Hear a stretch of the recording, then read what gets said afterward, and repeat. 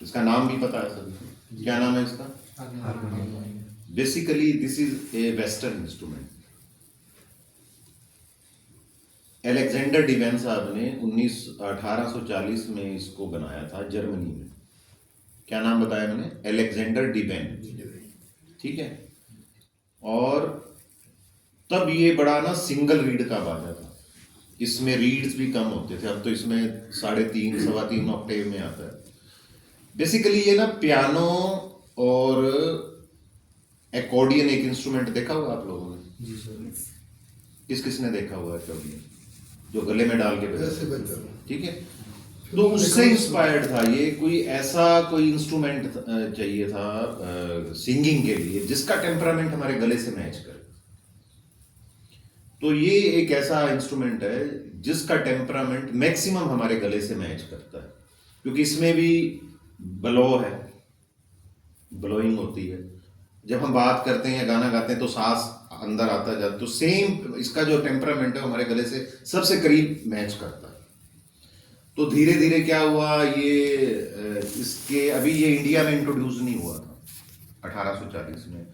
ये इस पे एक जर्मनी में म्यूसिको नाम से एक शहर है, जहाँ आज भी एक चौक बना हुआ है, जहाँ पे हारमोनियम बना हुआ है। उस चौक पे बड़ा सा हारमोनियम बना हुआ है। अच्छा। हाँ जी। तो धीरे धीरे इसमें थोड़े चेंजेस, मॉडिफिकेशन होते गए। जैसे ये सिंगल रीड का था, और डबल आपने देखा होगा पुरानी फिल्मों में या रामलीला में कि पाँव से उसका बेलो होता था और 2 हाथों से बजा। किस किसने देखा हुआ है? ठीक है। तो वो एक शेप आई। तो उस पर क्या होता था, पूरा वेस्टर्न म्यूजिक लोग बजाते थे, सिम्फनीज बजाते थे, और जो उस समय का ऑर्केस्ट्रा होता था वेस्टर्न, उसमें यूज होता था वो।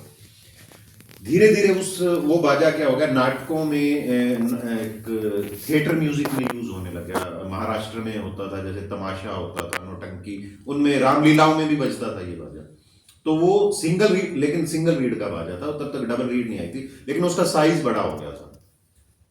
तो उसका जो एयर प्रेशर था वो नीचे से आता था, पाइप्स लगे होते थे, आपने देखा होगा आप लोगों ने।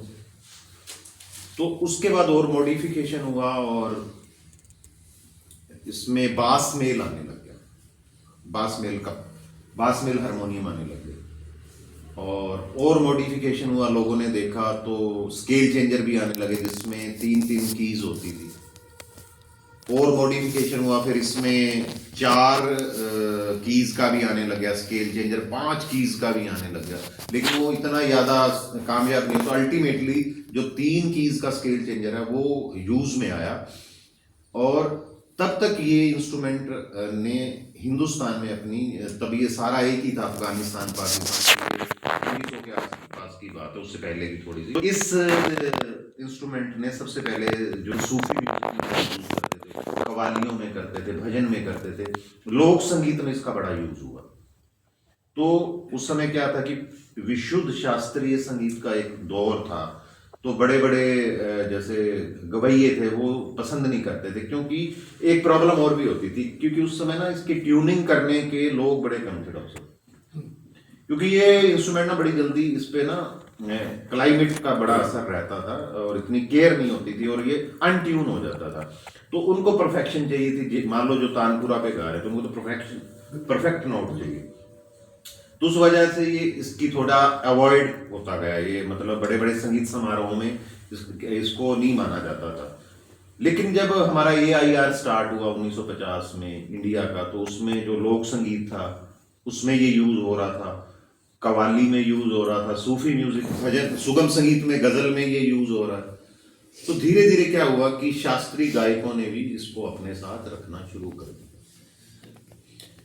पैरेलल जब हमारी बॉलीवुड इंडस्ट्री थी, वहां भी जो म्यूजिक डायरेक्टर कंपोजिशंस बना रहे थे वो इसी इंस्ट्रूमेंट पे बना रहे थे, म्यूजिक अरेंजमेंट भी इसी पे ही कर रहे थे। तो क्या हुआ कि धीरे धीरे शास्त्रीय गायकों ने भी इसको अपनाना शुरू किया, और सबसे पहले ठुमरी गायकों ने अपने साथ इसको रखा, फिर जो ख्याल गायक थे उन्होंने कहा, और वो ऐसा समय आ गया कि कोई भी शास्त्रीय गायक इसके बिना गाना मतलब वो गाता ही नहीं था। उन्होंने मना ही कर दिया कि हम सारंगी नहीं बजाएंगे। अब आप देखिए पंडित जसराज की जितनी भी रिकॉर्डिंग देखिए उसमें हारमोनियम बज रहा है, पंडित भीमसेन जोशी जी की देखिए कितनी भी आप वीडियो देखिए सब में हारमोनियम बज रहा है।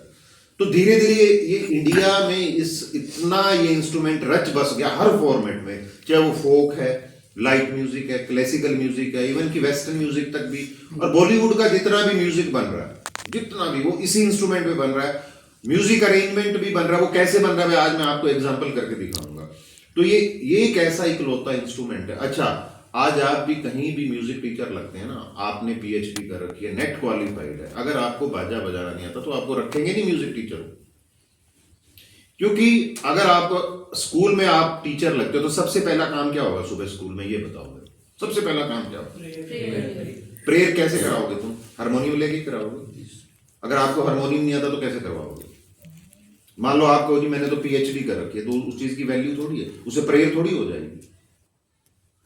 तो धीरे धीरे ये इंस्ट्रूमेंट इतना मतलब हमारी ये कितनी यूटिलिटी में था ये इंस्ट्रूमेंट, और ये इंस्ट्रूमेंट इतना सबसे इजी इंस्ट्रूमेंट इसलिए है ये तुरंत रिस्पॉन्ड करेगा। मान लो आपने इसका सा बजाना है तो आप उंगली दबाओ तो सा, आपने यदि वायलिन सरोद इस पे सा बजाना है तो हो सकता है उसका सा निकालने में आपको 10 दिन लग जाए, 15 दिन भी लग सकते हैं, उसका सा नहीं निकलेगा। लेकिन ये ऐसा इंस्ट्रूमेंट है तुरंत रिस्पॉन्ड करता है। जितना ही ये इजी है उतना ही कॉम्प्लिकेटेड भी है, मतलब इतना ये ऐसा इंस्ट्रूमेंट है, इजी भी बहुत है, और आप मेहनत करते जाओगे तो आपको इसकी नई नई बातें, इसके नए नए रूट्स पता चलेंगे। खैर, तो ये धीरे धीरे इस इंस्ट्रूमेंट ने म्यूजिक के हर फॉर्मेट में अपनी जगह बनाई, चाहे वो फोक हो, चाहे वो लाइट म्यूजिक हो, गजल हो, क्लासिकल म्यूजिक हो, म्यूजिक की जो कंपोजिशन है, म्यूजिक अरेंजमेंट, हर उसमें इसने अपनी जगह बनाई और धीरे धीरे इतना पॉपुलर हो गया। आज मेरे ख्याल इससे पॉपुलर इंस्ट्रूमेंट इंडिया में नहीं है, मेरा ये मानना है। और इंडियन म्यूजिक जो वो किसी भी फॉर्म में कहीं ना कहीं उसमें ये हर जो फॉर्म है म्यूजिक उसमें ये शामिल है, इसके बिना अधूरा इंडियन म्यूजिक, मेरा तो ये मानना है। तो ये इस इंस्ट्रूमेंट का एक परिचय था छोटा सा, और इसमें बड़े अच्छे लोगों ने काम किए, बड़े बड़े लोग हुए हैं, जैसे मेरे उस्ताद जी थे, उस्ताद गुलाम ख्वाजा साहब, उस्ताद भूरे खां साहब, सोनलाल शर्मा हुए हैं, और बहुत अच्छे अच्छे लोग हुए हैं, एक वीएन बलसारा हुए हैं कलकत्ता के, उन्होंने बहुत काम किया इस पे। तो आज हम इसके मैं आपको थोड़े थोड़े एग्जाम्पल देता हूँ कि कैसे इस पे लाइट बजाया जाता है, कैसे क्लासिकल बजाया जाता है, कैसे फोक बजाया जाता है, फिल्म म्यूजिक में कैसे अरेंजमेंट बनाया है, मैं आपको वो सारे थोड़े थोड़े आपको एग्जाम्पल दूंगा। तो सबसे पहले हम थोड़ा सा, क्योंकि हम एक हमारा एक परंपरा है कि शास्त्रीय संगीत से शुरू करते हैं, तो थोड़ा सा मैं आपको इससे पहले राग का आलाप और एक बंदिश। तो ये पहले सबसे पहले राग किरवानी का थोड़ा सा आलाप और फिर एक बंदिश तानपुरा।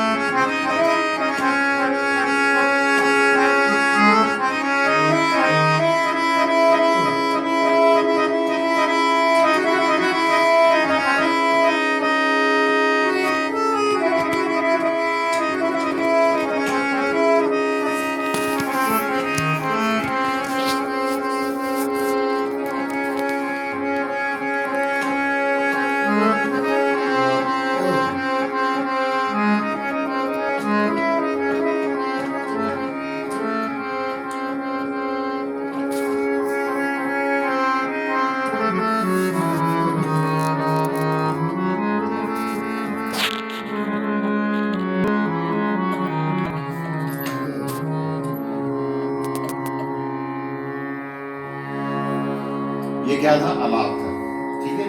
अब इसमें बंदिश बजे गाना लगाओ।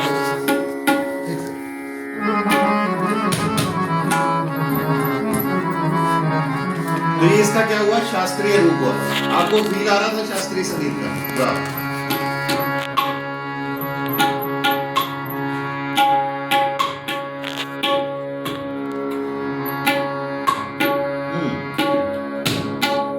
ठीक है, लगभग बराबर ही कोई।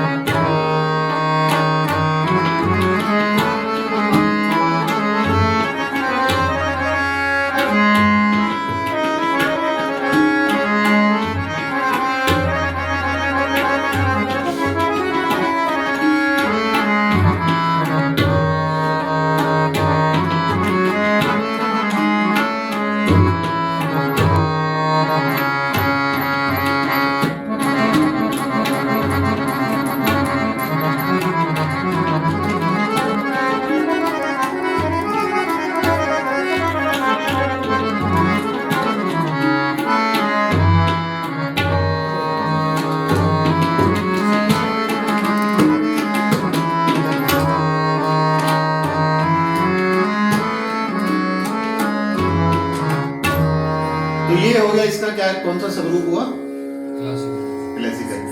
तो देखो इसमें सिंगल नोट जा रहा है, ताने जा रही है, जैसे कोई कॉर्ड नहीं बज रहा है,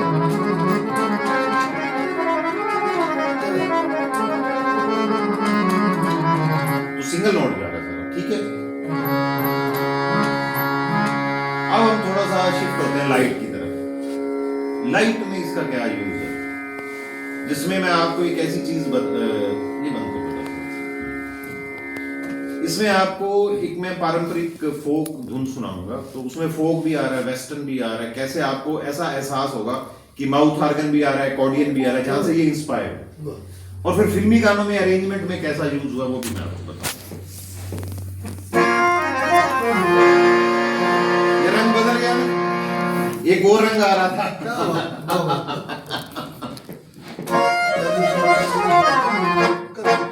अब बताओ कौन से म्यूजिक का फील आ रहा है आपको, ये बताओ।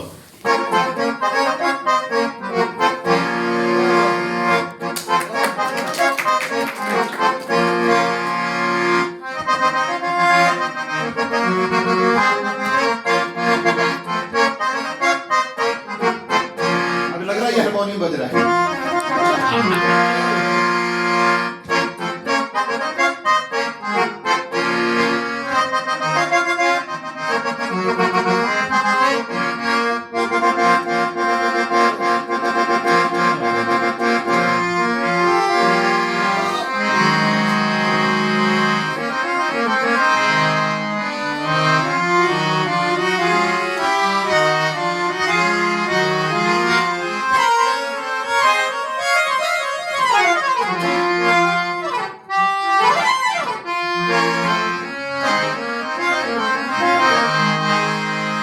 अकॉर्डियन ऐसे बजता है।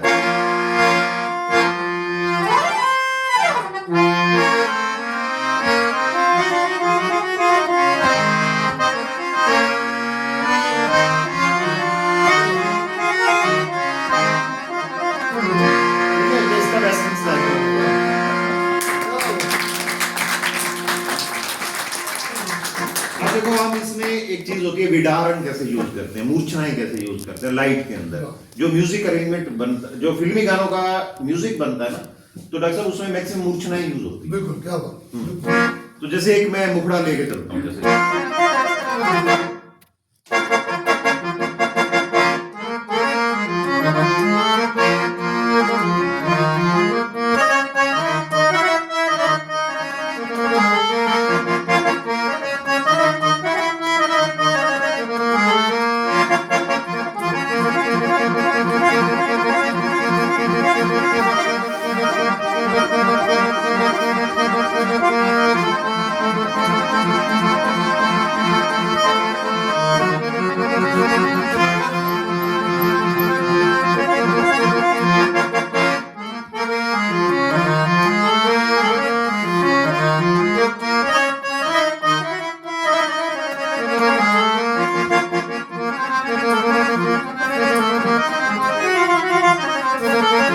ये मूर्छना नहीं।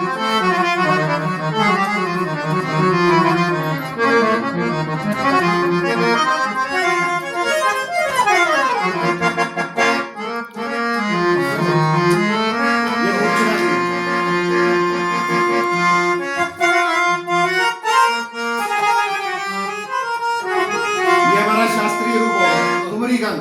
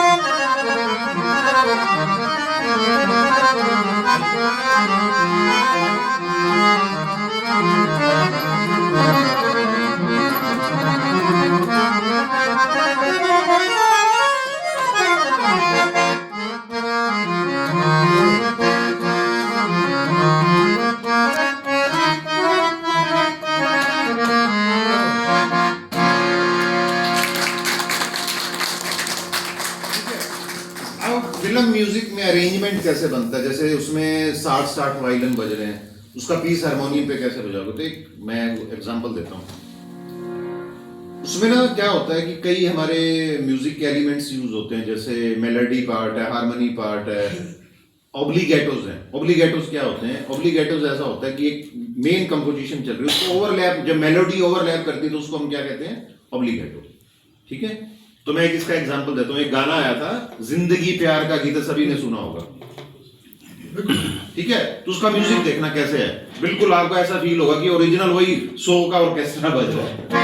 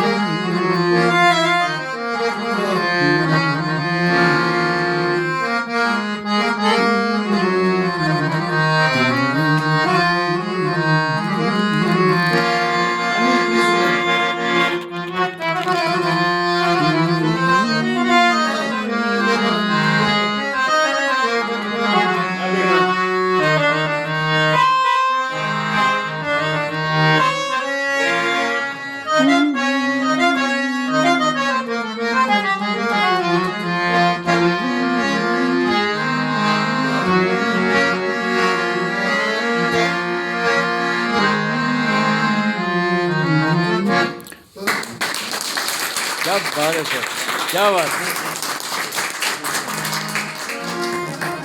एक और गाना आया था, उसका भी अरेंजमेंट ऐसे बना है। एक बड़ा पॉपुलर सॉन्ग है, आपने डॉन मूवी का सुना होगा, ये मेरा दिल प्यार का दीवाना। तो देखो कैसे इसका वेस्टर्न में कैसे बनता है।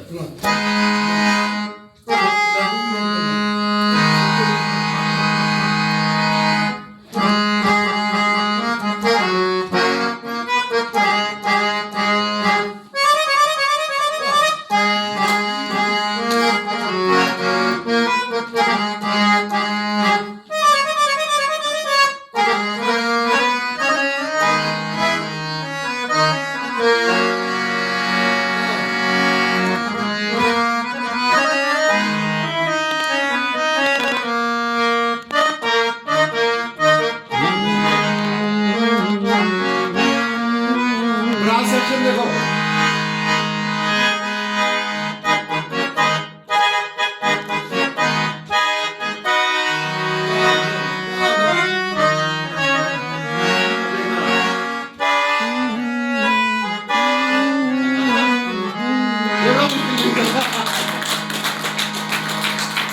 क्या बात है ये सर, बताओ ये डिट्टो है कि नहीं?